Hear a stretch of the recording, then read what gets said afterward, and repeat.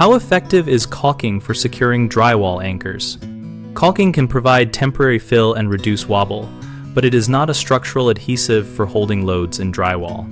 Use a high-quality acrylic latex caulk only to stabilize an anchor before you replace it with a proper solution. Push the anchor into the hole. Add a small amount of caulk around the shank to keep it from spinning, and let it cure fully for at least 24 hours before testing any load. For medium-duty needs, swap to a purpose-made drywall repair product such as a resin-based anchor fill or a two-part epoxy designed for gypsum board. Apply according to the manufacturer directions, press the anchor into place, and allow full cure time. These products bond into the gypsum and provide real holding power. For heavier loads, remove the failed anchor, enlarge the hole to the next size.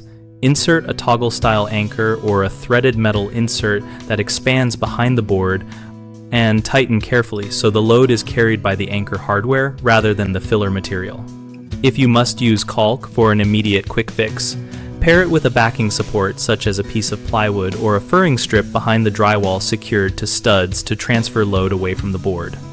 Always test the repair incrementally and avoid hanging anything heavy until you have verified the repair holds securely.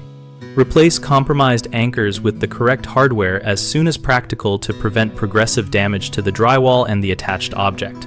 Common mistakes include assuming caulk is a structural adhesive, which leads to repeated failures.